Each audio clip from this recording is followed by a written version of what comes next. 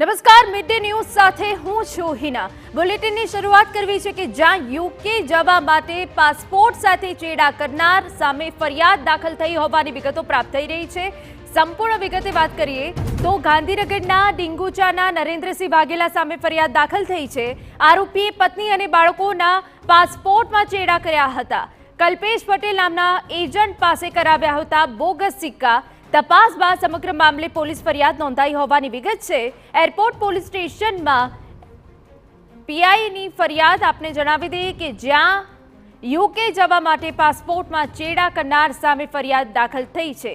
गांधीनगरना ડીંગુચાના નરેન્દ્રસિંહ વાઘેલા સામે ફરિયાદ દાખલ થઈ હોવાની વિગતો છે।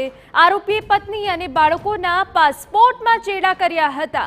કલ્પેશ પટેલ નામના એજન્ટ પાસે બોગસ સિક્કા કરાવ્યા હતા તેવી વિગતો હાલ મળી રહી છે ને હવે નરેન્દ્રસિંહ વાઘેલા સામે ફરિયાદ। સંવાદદાતા હરીન માત્રાવાડિયા વધુ વિગતે વાત કરવા જોડાયા છે। હરીન, સમગ્ર વિગત।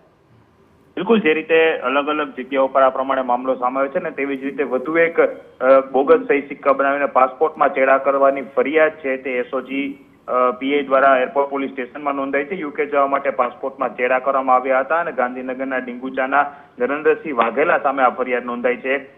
તેમણે પોતાની પત્ની અને બાળકોના પાસપોર્ટમાં ચેડા કર્યા હોવાનું જે પૂછપરછ અને તપાસમાં સામે આવ્યું હતું ને કલ્પેશ પટેલ નામના એજન્ટ પાસે આ બોગસ સિક્કા છે તે કરાવ્યા હોવાનું પણ સામે આવ્યું હતું। સમગ્ર હકીકત સામે આવ્યા બાદ એસઓજી દ્વારા એરપોર્ટ પોલીસ મથકમાં કાર્યવાહી છે તે હાથ ધરવામાં આવી છે અને ફરિયાદ નોંધવામાં આવી છે। જી બિલકુલ, આભાર। તો પાસપોર્ટમાં ચેડા કરનાર સામે ફરિયાદ દાખલ થઈ છે, જો કે આ દિશામાં પોલીસે હજુ પણ તજવીજ હાથ ધરી છે।